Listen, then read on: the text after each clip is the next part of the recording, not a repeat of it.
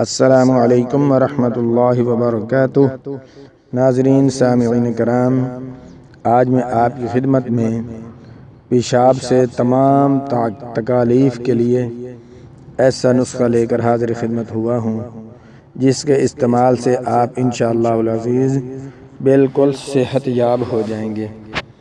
یہ آج کا نسخہ پیشاب کا رک جانا، پیشاب بار بار آنا اور پتھری، اس کے چند دن استعمال سے آپ بالکل صحت یاب ہو جائیں گے۔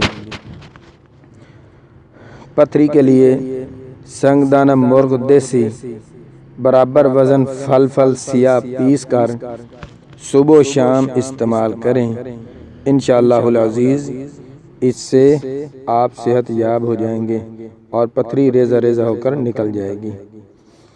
اور یہ مٹر، ٹماٹر، کیک اور پوری کے زیادہ استعمال سے ہوتی ہے پتھری۔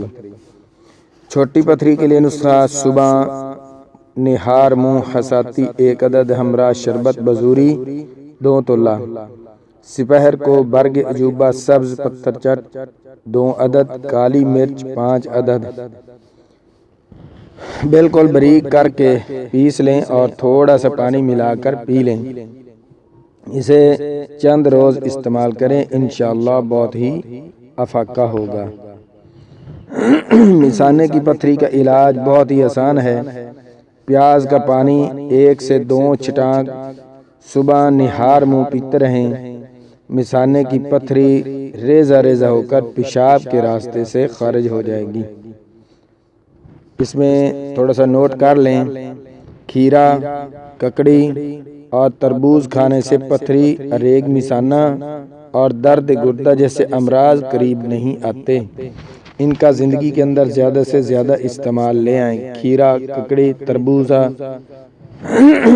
اور پیشاب کا بار بار آنا، اخروٹ کھانے سے پیشاب بار بار نہیں آتا۔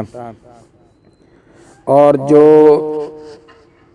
سوتے ہوئے پیشاب اگر کسی کا نکل جائے تو سوتے وقت تل کے لڈو کھلائیں یا باجرہ کی کھچڑی کھلائیں تو انشاءاللہ العزیز سوتے ہوئے پیشاب نکلنے کی تکلیف کا ازالہ ہو جائے گا۔ اور جن کا پیشاب بند ہو جائے تو کوئی دوا لینے کی ضرورت نہیں، صرف حکے کا پانی جو ہے وہ استعمال کریں، انشاءاللہ العزیز پیشاب کھل جائے گا۔